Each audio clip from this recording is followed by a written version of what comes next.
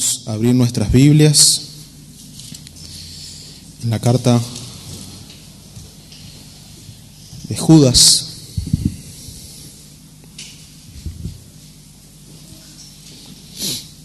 Hay un solo capítulo, así que no nos vamos a matar buscando mucho. Vamos a leer los versículos 5 al 7. Judas, capítulo 1, versículos 5 al 7.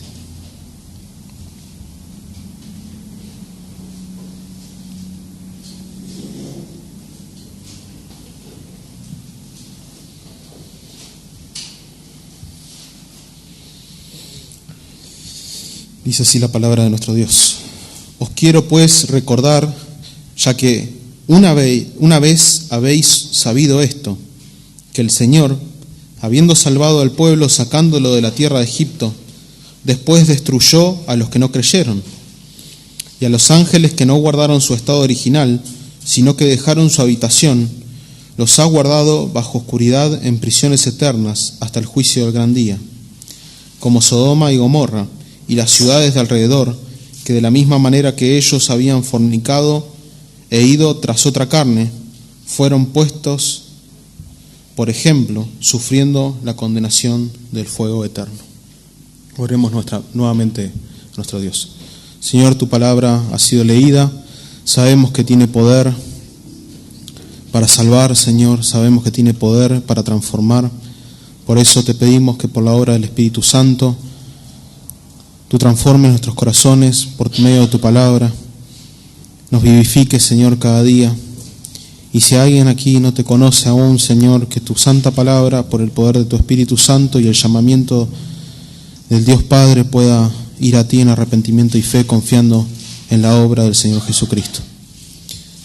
Gracias, Señor. Te glorificamos, te exaltamos por tu palabra, en el nombre de Jesús. Amén. El título de este sermón, esta prédica, no es muy rebuscado. 3 ejemplos de juicio por desobediencia al mandato de Dios. El domingo pasado empezamos con esta carta. A Ale le tocó empezar y no solamente dio la introducción a la carta, sino que también dio los versículos 1 al 4. Tiene un manejo del tiempo fantástico. Y vimos en esta introducción acerca del llamamiento, de la santificación, no solamente progresiva, sino también posicional que tenemos en Dios.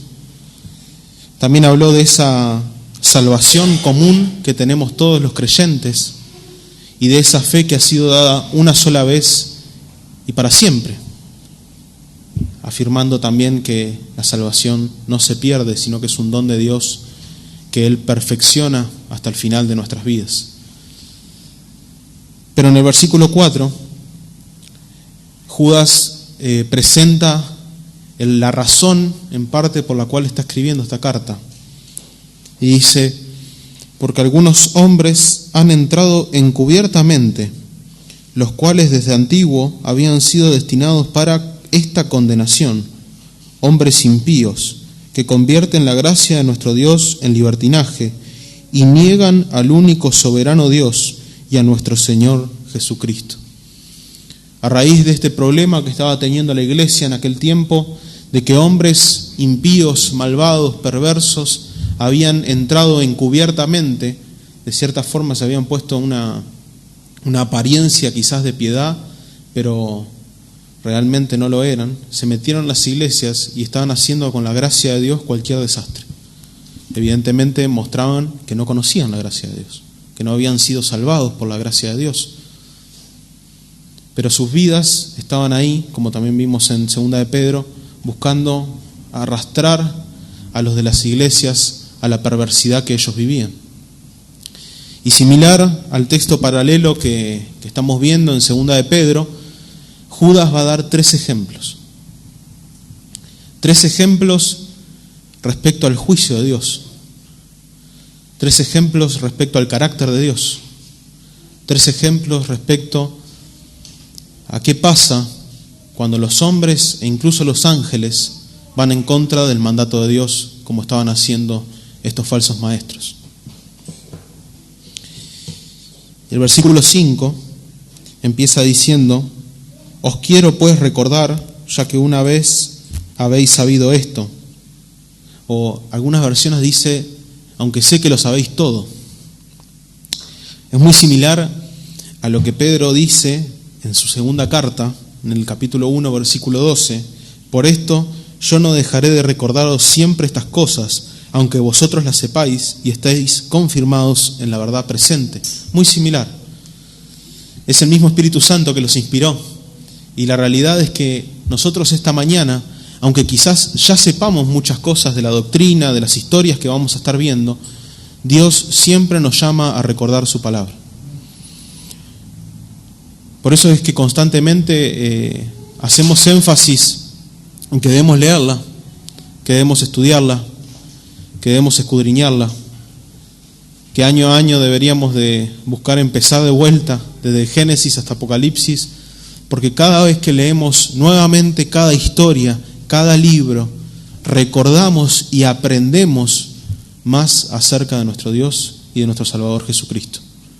Es importantísimo recordar, es importantísimo traer a la mente todas las verdades de la palabra de Dios constantemente, aunque ya las sepamos, aunque ya las quizás tengamos por ahí en nuestra mente.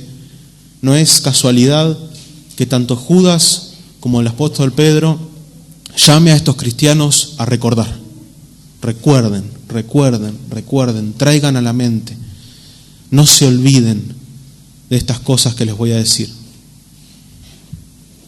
Es un mandato bíblico, que recordemos, que tengamos memoria. Deberíamos constantemente estar profundizando y recordando sobre todo el Evangelio, la obra de Jesucristo por cada una de nuestras vidas. Es ahí donde empieza nuestra vida cristiana y es ahí donde camina nuestra vida cristiana, en el Evangelio de Jesucristo. Y si somos coherentes con la teología bíblica que nosotros afirmamos creer, el Evangelio lo encontramos a lo largo de toda la Biblia. A medida que vamos leyendo la Biblia, vamos a irnos encontrando con sombras de ese Evangelio precioso, de ese misterio que vimos en Romanos, que nos ha sido revelado completamente en Jesucristo y en los Evangelios. Así que, hermanos, este recordatorio que Judas les hace y les va a hacer sobre estos versículos, también es un recordatorio a nosotros de que constantemente vayamos a la palabra de Dios, recordando y reafirmando todas las cosas que Él nos ha enseñado. Y es probable que también, como dijo Ale, estos creyentes a los que Judas les estaba escribiendo sean creyentes judíos en su mayoría, quizás de la diáspora, porque es muy similar el contexto que estaban viviendo a la segunda carta de Pedro y a la primera carta de Pedro. No lo sabemos con certeza, sabemos que no está bien, los destinatarios no están definidos, pero podemos hacer esas suposiciones también porque les va a hablar de 3 ejemplos del Antiguo Testamento, uno de ellos es del pueblo de Israel, y les dice: recuerden esto, que ya sé que lo saben todo. Entonces es probable que estos hermanos de aquel tiempo hubiesen sido judíos, convertidos al cristianismo, que sabían estas historias quizás hasta de memoria, las aprendieron desde que eran chiquititos. Pero también es probable que hubiese gentiles, y esos gentiles habían sido instruidos por los apóstoles y aquellos pastores a los que los apóstoles habían dejado en las iglesias acerca de estas cosas también. Recordemos que las enseñanzas de los apóstoles no estaban desconectadas con el Antiguo Testamento. Los apóstoles constantemente explicaron el Antiguo Testamento a la luz de nuestro Señor Jesucristo. Entonces, no es casualidad tampoco que en el versículo 17 Judas diga: pero vosotros, amados, acordaos de las palabras que antes fueron dichas por los apóstoles de nuestro Señor Jesucristo. Acordaos, recordad. Entonces, es importante que quizás estas cosas ya las sabemos, pero hoy es un recordatorio de aquellas cosas que Dios ha hablado por medio de su palabra. Y también es interesante que Él no se incluye dentro de los apóstoles. Entonces, como dijo Ale, es que ciertamente Judas no era el Judas Tadeo de los apóstoles, sino seguramente es el hermano de Jesús, o el medio hermano de Jesús. Como dijo Ale, no primo, no tío, no nada de esas cosas, sino hermano. Entonces, ahora empieza la serie de ejemplos, 3 ejemplos, y es como que los ejemplos van apuntados a 3 grupos diferentes. No son como los ejemplos que da Pedro en segunda de Pedro, que son cronológicos, sino que estos ejemplos son más bien apuntando a realidades diferentes. Pero todo tiene el propósito de mostrar lo mismo: el juicio de Dios por su carácter santo y justo. El primero de estos ejemplos es el pueblo de Dios del Antiguo Testamento, Israel. Dice que el Señor, habiendo salvado al pueblo, sacándolo de la tierra de Egipto, después destruyó a los que no creyeron. Y antes de entrar específicamente en el propósito del ejemplo y desarrollar un poquito más, hay que hacer un pequeño paréntesis en la palabra que el Señor, o otros pueden decir el Señor. La mayoría de nuestras traducciones lo traducen así, sobre todo la Reina Valera y la Biblia de las Américas, pero quizás en otras versiones puedan encontrar que dice Jesús. Y esto es porque en diferentes versiones del griego esta palabra aparece de formas diferentes. En algunas aparece Dios, esta que tenemos nosotros es Kyrios, como dijo Ale, es una palabra que se repite mucho a lo largo de toda la carta. En otras aparece Cristo o Jesús, y en otras aparecen Dios Cristo. Pero es importante lo que está diciendo Judas, porque seguramente se está refiriendo al Señor Jesucristo. Y lo que está diciendo Judas es que el Señor Jesucristo, antes de venir en cuerpo humano, fue quien liberó a Egipto de la esclavitud, a Israel de la esclavitud de Egipto, perdón. Y si vamos un poco al Antiguo Testamento y vemos algunos textos acerca de Dios hablando con Moisés, y después algunos más que explican la liberación de Israel de Egipto, vamos a ver que hay una persona ahí, o un ángel, que nosotros entendemos teológicamente que es una cristofanía. Si me acompañan a Éxodo capítulo 3, versículos 2 al 6, es el llamamiento a Moisés por la zarza.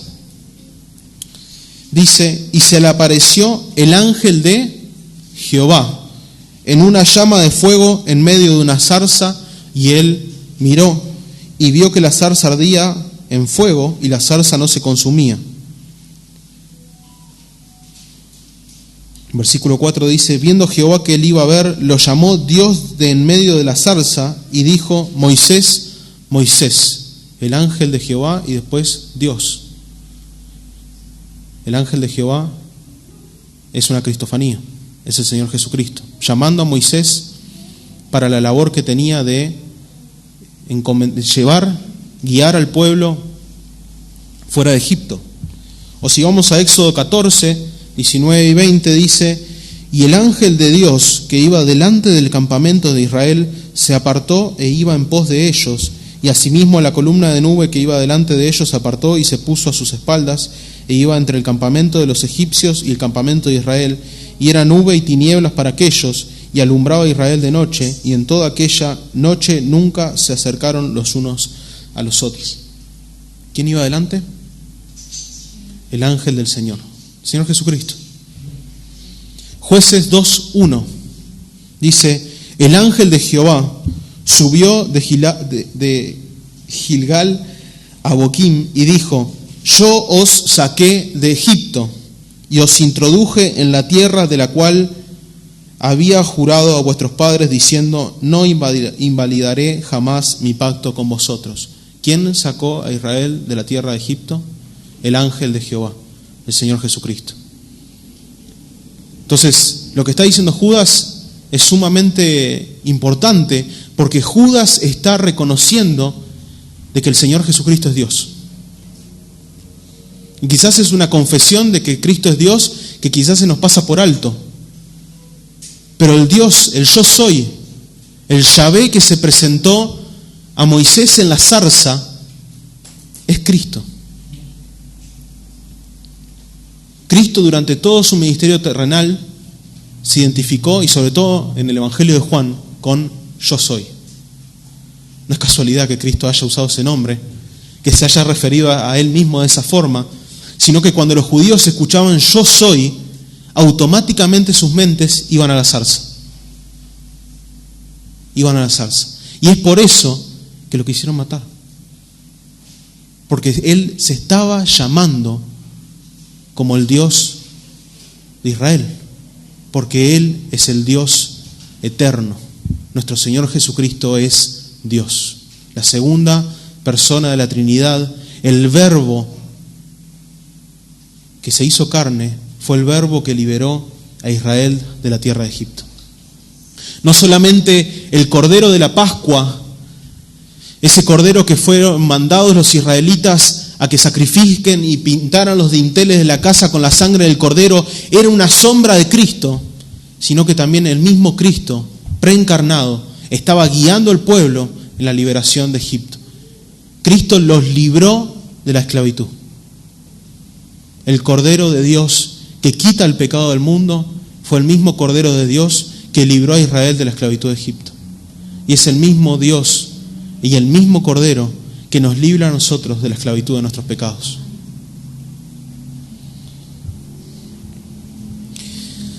Una vez hecha esa aclaración, vamos a entrar ahora sí al primer ejemplo. Está muy ligado, pero en sí el ejemplo apunta a una actitud de Israel. Los tres ejemplos que vamos a ver van a tener un patrón que algunos teólogos han analizado, que es privilegio, rebelión y juicio. Situación de privilegio, en el medio de una rebelión, y Dios aplica su juicio. Y no es casualidad que Judas empiece con el pueblo de Israel. ¿Qué era el pueblo de Israel? El pueblo de Dios, el pueblo escogido de Dios. El pueblo que le había prometido a Abraham, la simiente que le había prometido a Abraham. Es el pueblo por el cual Dios estuvo presente a lo largo de todo el Antiguo Testamento. Eran los escogidos de Dios. Y no solo eso, sino que el pueblo de Israel, quizás la generación que salió de Egipto, haya sido la generación que más obras maravillosas vio. Vio las 10 plagas, vio el mar rojo abriéndose, vio una nube que los cubría de día y el fuego que los alumbraba y les daba calor de noche. Vio al monte Sinaí cubierto por una nube y la voz de Dios retumbando desde arriba, y vieron a Moisés bajar con la cara completamente brillante, resplandeciente. Dios los alimentaba constantemente, el maná. No les hacía faltar nada. Y aún más, les prometió una tierra. Ellos que eran nómadas, que nunca habían tenido una tierra. Abraham no había tenido tierra, Isaac no había tenido tierra, y Jacob no había tenido tierra, y Dios le prometió la tierra, y Dios los iba a llevar a la tierra. Esa generación vio todas esas cosas. Vio una liberación de la esclavitud como nunca antes se había visto. Miles, hasta millones, o por lo menos 1 millón, salieron de Egipto. Es como que si toda Mendoza se fuera. Estaba el brazo de Dios, el poder de Dios.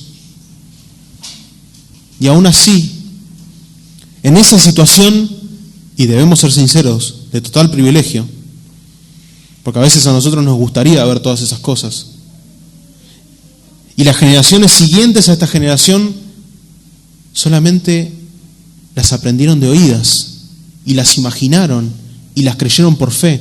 Y nosotros hoy las imaginamos, vemos ilustraciones de cómo podría haber sido, la leemos y lo creemos por fe, pero no tuvimos la bendición y el privilegio de verlas.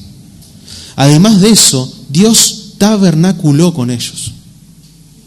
La presencia de Dios estaba en medio del pueblo. Dios estableció un templo.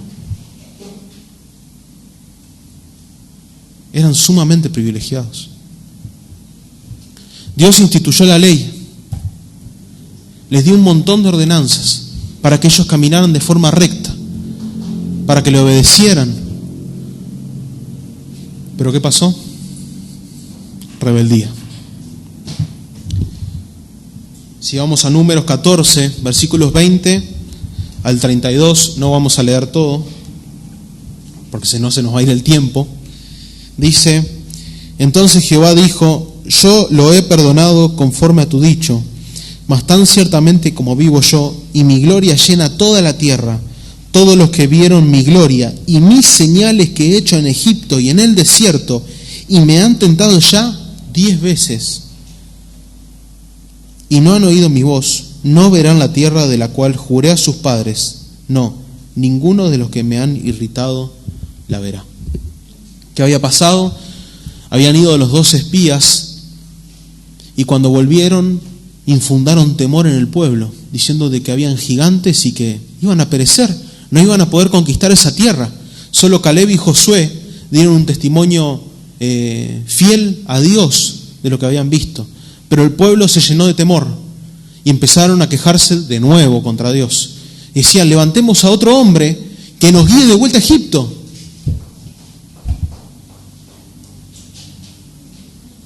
O sea, no solamente estaban desobedeciendo o traicionando a Moisés en un sentido, sino que sobre todo estaban en rebelión y en traición a Dios. Y Dios tuvo paciencia con ellos.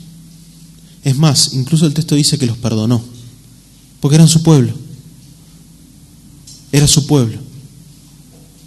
Pero ese perdón no se quedó sin disciplina. Y el primer ejemplo que vemos es un ejemplo de juicio en disciplina. Si ustedes ven más adelante, dice que destruyó a esa generación. Pero no habla de fuego eterno, no habla de juicio eterno. Pero sí nos muestra una de las formas de juicio que Dios tiene, que es con su pueblo. Israel era su pueblo. Y a pesar de que era su pueblo, a pesar de que Él los había salvado, a pesar de que también había instituido un sacerdocio, que sacrificaban los corderos, que pedían perdón por sus pecados, que Dios perdonaba y cubría los pecados de ellos mirando a Cristo, y a pesar de que el texto dice que los perdonó, Dios los disciplinó. A la 10ª vez. No había sido la primera. Moisés, en la intercesión que tiene por el pueblo, repite las palabras mismas de Dios: lento para la ira y grande en misericordia. Y Dios fue lento para la ira con Israel y fue grande en misericordia y los perdonó. Pero Dios es un Dios justo también, santo, y no podía permitir que su pueblo siguiera obstinado en sus pecados. Así que los disciplinó y no los dejó entrar en aquello que debían ansiar, que debían anhelar: la tierra prometida, Canaán. Y lo que ellos más debían anhelar, en su disciplina a Dios nos lo dejó entrar. Toda la generación que salió de Egipto murió. 40 años vagó por el desierto.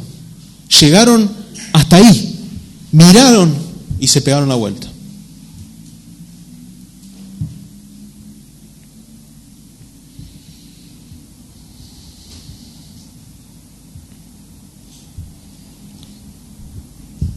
¿Y por qué Judas empieza con este ejemplo? Es evidente que sabemos que no todo Israel era salvo, pero sí sabemos que había muchos hombres y mujeres en Israel en ese tiempo que eran salvos, pero aún así pecaron. Aarón no entró, Moisés no entró. Y no podemos decir que no eran salvos, a pesar de que se mandaron la suya y pecaron contra Dios.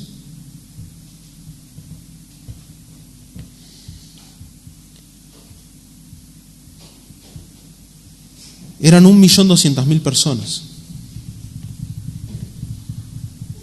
600 y algo de 1.000 varones y seguramente mujeres y algunos hijos que quizás por rebeldía o porque por edad tampoco entraban en la cuenta, no entraron.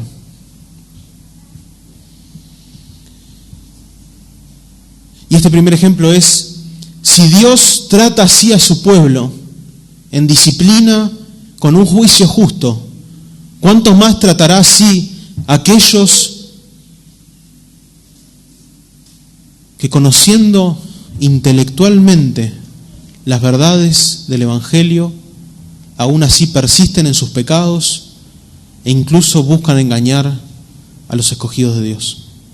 Si Dios es tan recto, justo, santo, que disciplina a su propio pueblo para que no ande en pecado, porque es un Dios que no se complace en el pecado, ni siquiera de su pueblo, ¿cuánto más lo hará con aquellos que no son su pueblo y que persisten en sus pecados, que pervierten sus vidas, que son moralmente fornicarios, adúlteros, impíos y que buscan confundir a la iglesia? Este primer ejemplo no habla de juicio eterno, no, habla de disciplina, pero sí habla del juicio de Dios, la rectitud de Dios, el carácter de Dios y la santidad de Dios.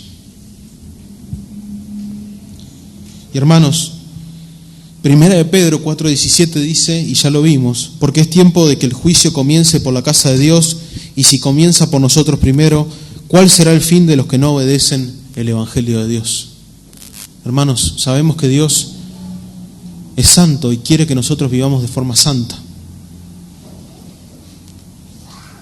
Israel es un recordatorio para nosotros de lo que no debemos hacer. Israel es un recordatorio de la misericordia, de la gracia, de la salvación y la redención de Dios. Pero también es un recordatorio de la obstinación del pueblo, de la rebeldía del pueblo y de lo que Dios demanda de su pueblo. Dios demanda que seamos santos, como Él es santo, que vivamos en temor de Él, y solo eso lo podemos hacer porque nuestro Señor Jesucristo vivió perfectamente y murió en la cruz por nosotros, para quitarnos la esclavitud del pecado y vivir en la santidad de vida que Él nos manda. Así que, hermanos, frente al recordatorio del pueblo de Israel y viendo la disciplina de Dios con Israel, seamos conscientes de nuestros pecados, mortifiquemos nuestros pecados, no agotemos la paciencia de Dios para con nosotros, sino que vayamos en arrepentimiento y confiando plenamente en la obra y el poder de Cristo para ayudarnos a vivir en la santidad que debemos vivir. Vamos al segundo ejemplo. Versículo 6. Y a los ángeles que no guardaron su estado original, sino que dejaron su habitación, los ha guardado bajo oscuridad en prisiones eternas hasta el juicio del gran día.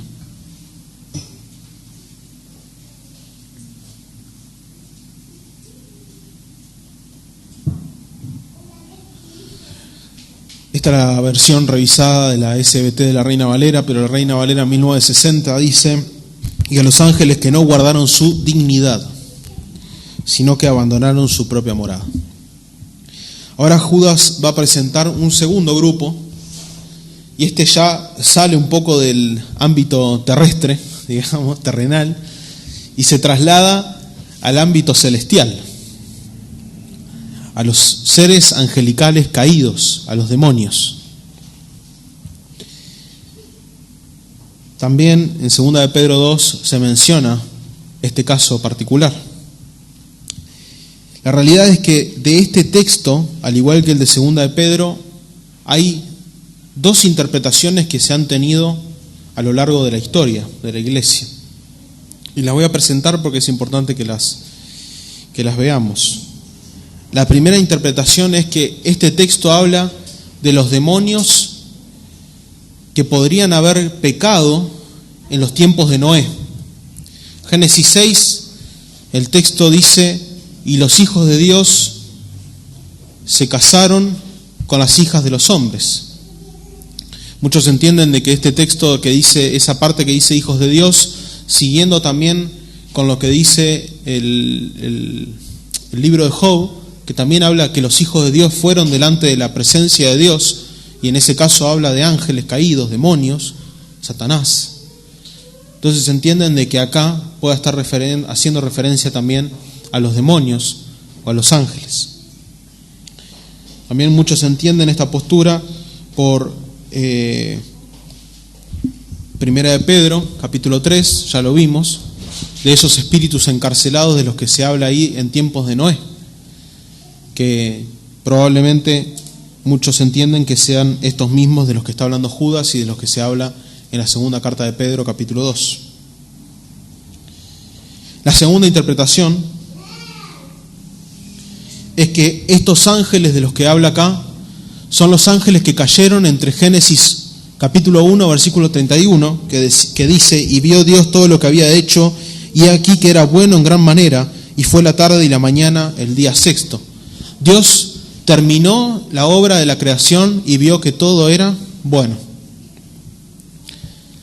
Sabemos que Dios creó, en el principio creó Dios los cielos y la tierra, y los cielos habla también de todo el ejército de los ángeles. Pero en Génesis 3.1 dice: pero la serpiente era astuta más que todos los animales del campo que Jehová Dios había hecho. Entonces, en algún momento entre Génesis 1.31 y Génesis 3.1 hubo una caída. Todo lo que era perfecto, en el cielo pasó algo. Hay algunos que entienden que Isaías y Ezequiel hablan acerca de la caída de Satanás del cielo por su orgullo y su soberbia. Y es probable que hable sobre eso, hablando sobre el rey de Babilonia. Pero si por alguna razón esos textos no hablan de Satanás, vemos que su razón de ser es quitarle la gloria a Dios por su orgullo y por su soberbia. Entonces, a pesar de que haya dos interpretaciones distintas de este texto, la realidad de lo que apunta Judas es sobre el estado en el que estaban estos seres cuando fueron creados. Ellos fueron creados en una situación de privilegio también. Estaban delante de la gloria de Dios. Estaban delante de la luz de Dios. Gozaban de la presencia de Dios. ¿Y qué pasó? Se rebelaron. Rebelión. En esa rebelión, Satanás y los demonios pecaron contra Dios, se enorgullecieron, quisieron robarle la gloria a Dios y cayeron.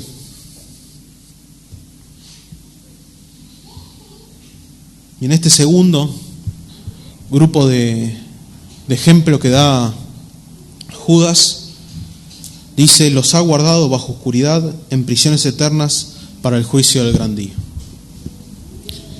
A diferencia del ejemplo anterior de Israel, en este ejemplo no hay una destrucción, no es una disciplina en esta tierra, sino que es guardados en oscuridad, en prisiones para el juicio del gran día. A diferencia también del ser humano, no hay redención para los ángeles. Ellos cayeron y en su caída se quedaron. Se entiende de que, nuevamente este pasaje puede tener diferentes interpretaciones. Hay algunos que entienden de que estas prisiones de oscuridad pueden hacer referencia a 1 de Pedro 3, de los ángeles que cayeron en los tiempos de Noé, pero también otros entienden de que guardados bajo oscuridad significa entenebrecidos por sus pecados, como el ser humano. y en prisiones eternas, es que básicamente serán esclavos de su pecado eternamente, porque no hay redención.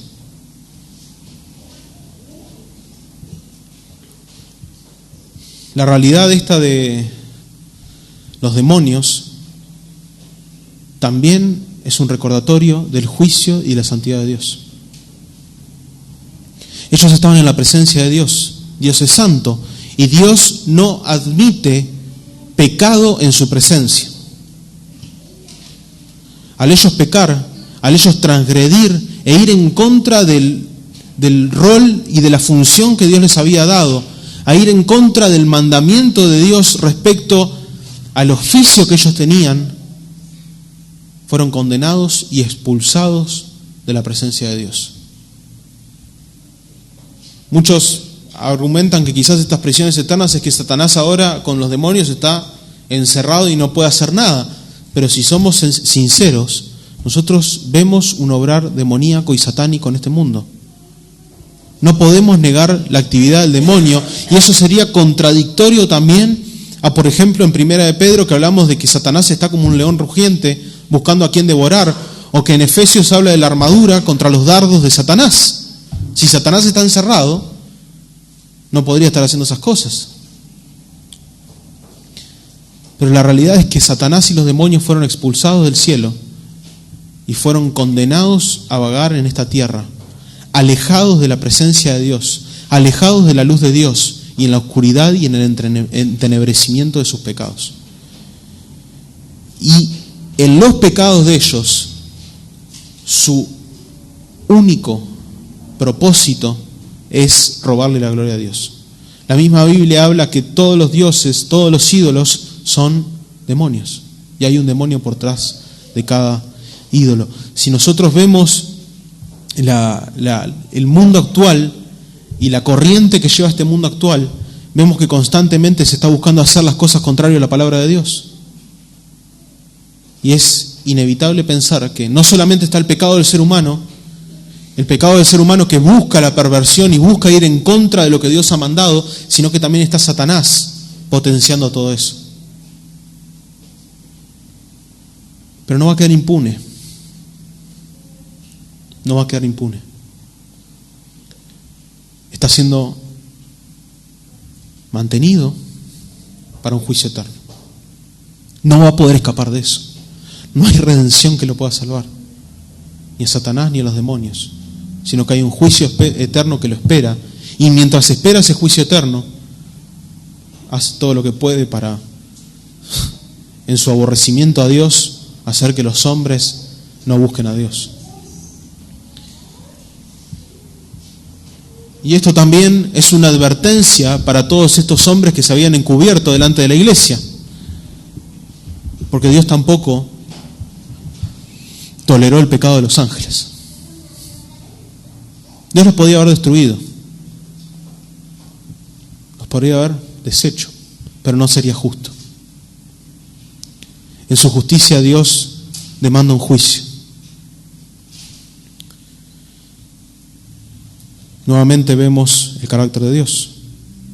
Y debería ser esto algo que a los falsos maestros les hiciera ruido en el oído. Porque ellos no están muy diferentes a Satanás y los demonios, sino que están entregados a sus pasiones, haciendo lo que quieren, yendo en contra de la voluntad de Dios y del mandato de Dios, y buscando su propia gloria y satisfacer sus propios deseos. Como vimos, segunda de Pedro, eran glotones, eran dados al vino, fornicarios, adúlteros, y todavía todo eso con el pretexto de la gracia. Terrible, terrible. Entonces, este segundo ejemplo, ahora sí habla de juicio eterno. Y esta segunda esfera de personas, de seres, o este segundo grupo de individuos, podríamos decirle, los ángeles, tampoco quedaron exentos del juicio de Dios. Y ahora vamos a ver el tercer ejemplo. Versículo 7, Sodoma y Gomorra.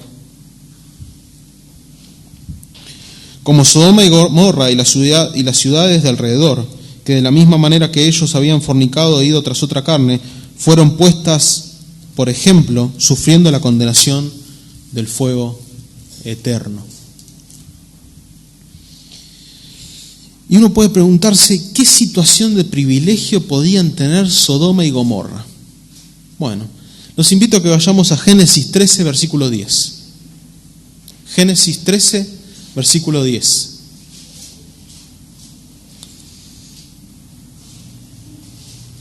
Ale ya lo leyó cuando le tocó el mismo texto en 2 de Pedro, pero lo vamos a repasar porque es importante.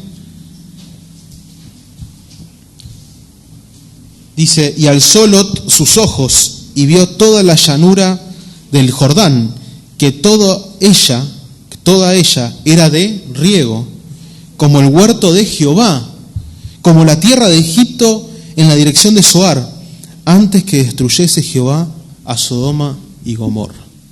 ¿Cómo era la tierra en la que estaba esta gente? Sumamente próspera, sumamente fértil. La compara con el huerto del Edén. Debe ser de los pocos lugares en la tierra en el que la Biblia compara eso con el huerto del Edén. Ellos tenían ahí todas las posibilidades de crecer como una nación próspera, una nación rica.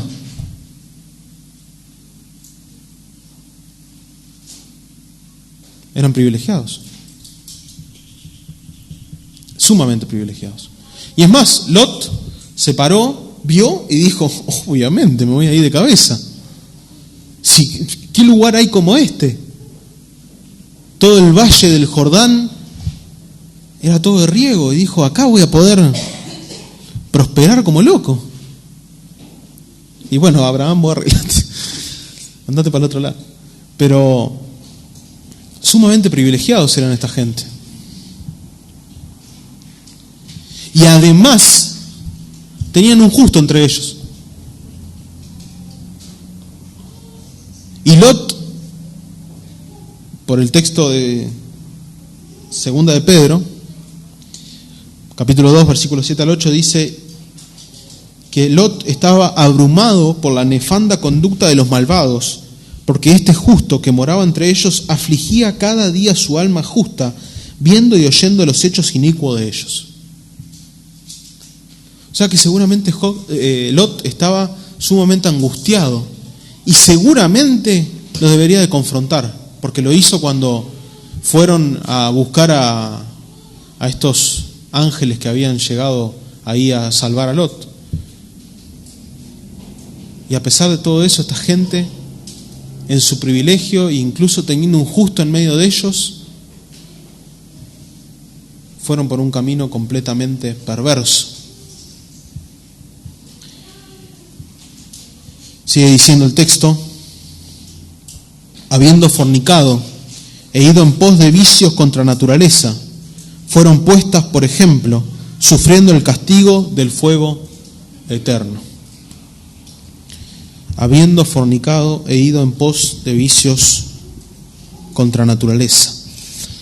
Estas ciudades mostraron una perversidad que quizás pocas veces se haya visto a lo largo de las épocas. Es más, la historia de Sodoma y Gomorra quizás es de las más conocidas en el mundo secular.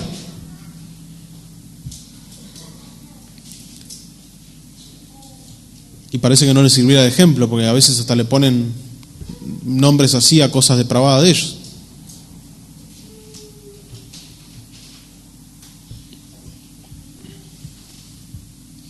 Estaban tan contaminadas sus mentes que lo único que pensaban eran en tener relaciones sexuales con hombres.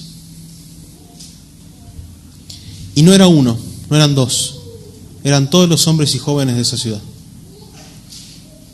Todos los hombres y jóvenes de esa ciudad se pusieron de acuerdo en ir a buscar a esos dos hombres nuevos que habían llegado a la ciudad porque querían violarlos. Estaban mal de la cabeza. Seamos sinceros. Al punto que puede llegar el pecado. Que no solamente uno, dos, tres, cuatro, todos. Toda la ciudad era un desastre. Cuando Abraham intercede delante de Dios por Lot, no había justo, no había ni 10, ni 20, ni solo Lot. Y podríamos decir que sus hijas se salvaron por gracia de... Pero era terrible, era terrible. Y este ejemplo ahora, saliendo de Los Ángeles, pasa de vuelta a la tierra. Pero ahora ya no eran personas que habían estado en la presencia de Dios o que Dios había estado presente en ellos, sino que eran completamente impíos. Y aún así, en la bondad de Dios general, les había dado una tierra sumamente fértil y un privilegio de vivir ahí, e incluso quizás de poder conocerlo. Pero en su impiedad se fueron tras los deseos de la carne. Ezequiel 16, 49 al 50 amplía un poco más en el pecado de Sodoma y dice: he aquí, esta fue la maldad de Sodoma, tu hermana, soberbia, saciedad de pan, abundancia de ociosidad tuvieron ella y sus hijas, y no fortaleció la mano del afligido y del menesteroso, y se llenaron de soberbia, e hicieron abominación delante de mí, y cuando la vi, las quité. Esa abominación de la que habla ahí es el homosexualismo. La carne extraña que en algunas versiones pueden encontrar que dice, es el homosexualismo. El ir en contra de la naturaleza es el homosexualismo.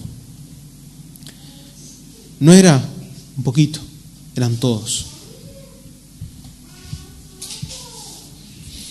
Era tan grande la maldad que Dios decide destruirlos. Y la destrucción de Sodoma y Gomorra quedó como un ejemplo de juicio de Dios. Y es una figura del juicio de Dios eterno.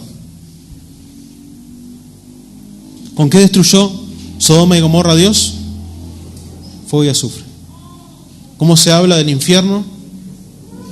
Fuego y azufre.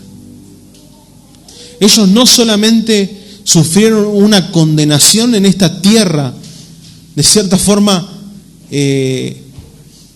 prefigurando el infierno en fuego y azufre, sino que además fueron al fuego eterno, como dice Judas. Judas no recalca el juicio en la destrucción de las ciudades, sino que Judas recalca el juicio eterno de Dios en el fuego del lago el lago de fuego y azufre en el infierno.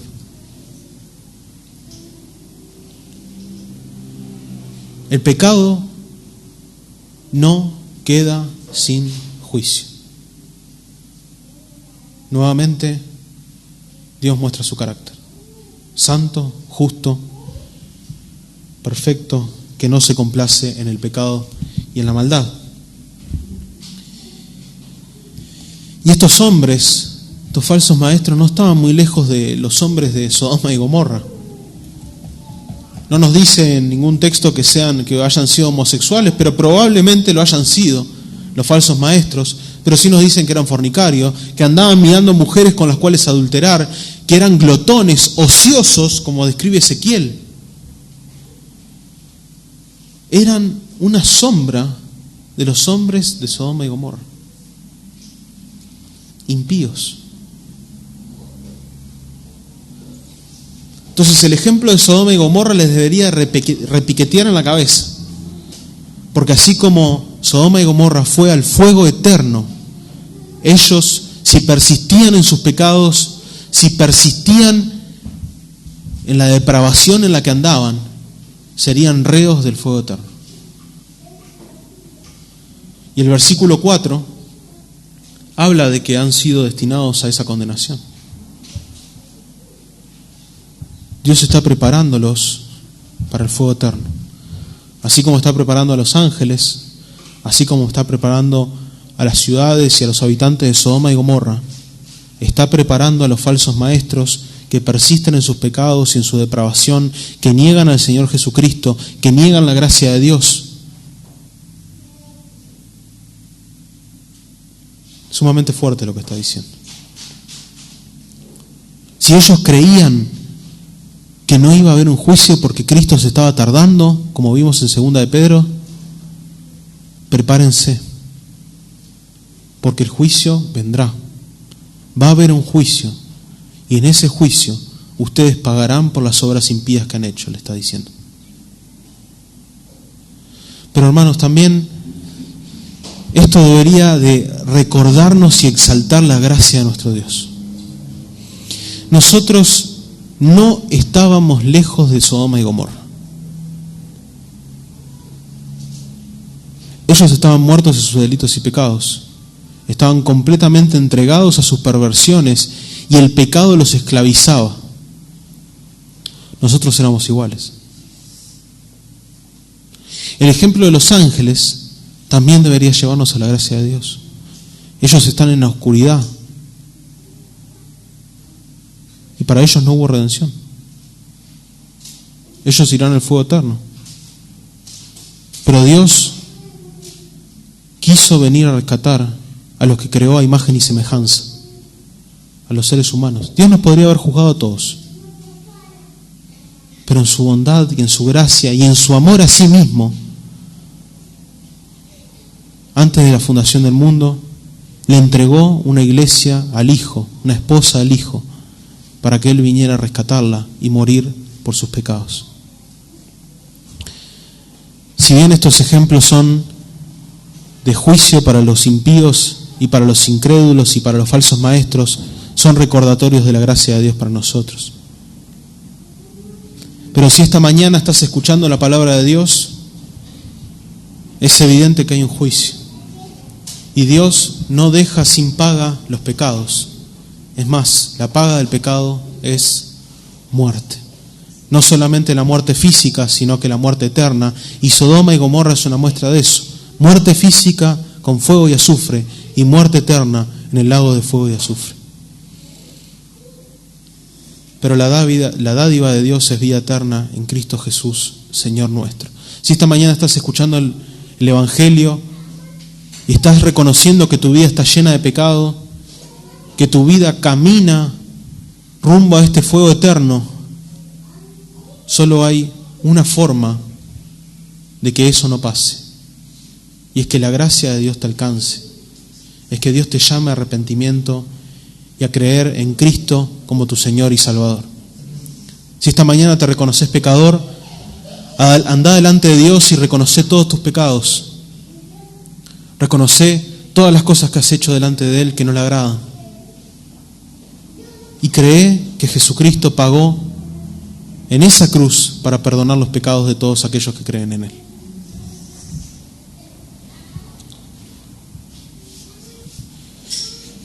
Como conclusión, Génesis 3.15, y van a decir, ¿por qué va Génesis 3.15, este loco? Es el protoevangelio. Allí se dio una promesa de salvación. Serpiente, simiente de la mujer. La simiente de la mujer particular, Cristo, aplastaría la cabeza de la serpiente.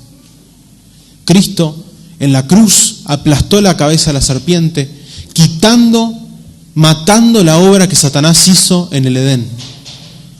La obra de Satanás de separar al hombre de Dios, de quitar al hombre de la presencia de Dios, Cristo la restituyó al morir en la cruz y restaurar el puente que se había roto.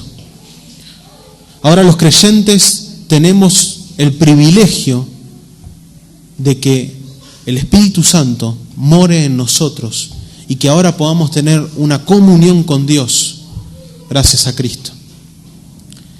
Pero además ahí están los tres grupos de personas o los tres grupos de seres que se presentan en estos tres ejemplos.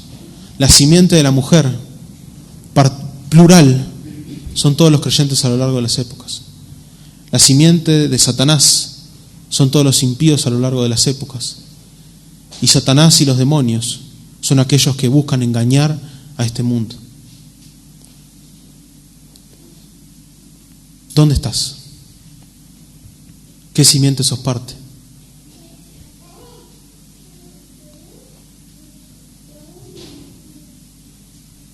¿Sos un hijo de Dios? ¿O sos un hijo de Satanás? ¿Cuál es el camino que estás siguiendo en tu vida.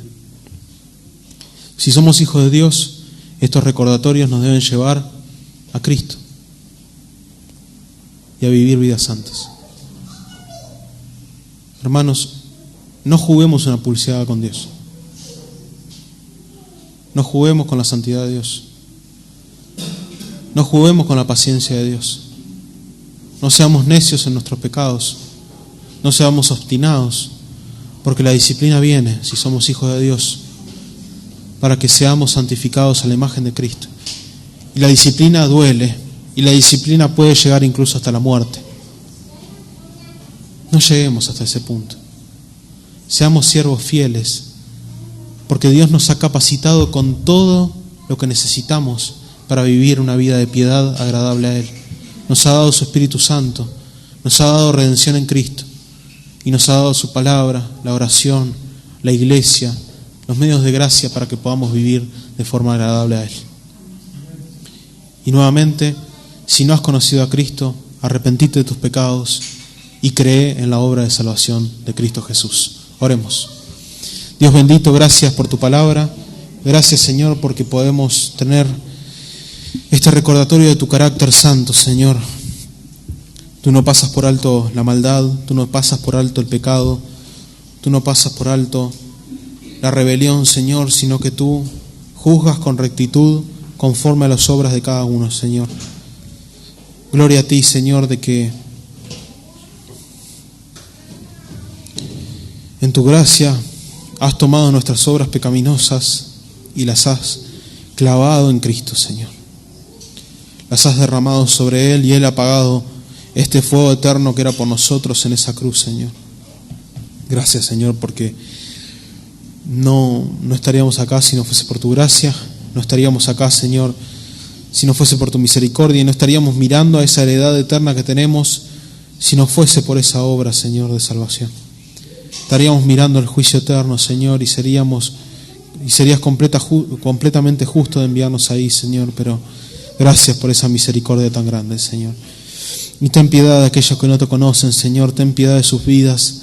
Rogamos por tu misericordia y tu gracia, Señor. Sabemos que tú tienes poder para salvarlos, Señor, por la obra regeneradora de tu Espíritu Santo, Señor. Por eso rogamos para que tu obra de salvación, si es tu voluntad, sea en los corazones de aquellos que tú llamas, Señor, a salvación en esta mañana, si hay alguno.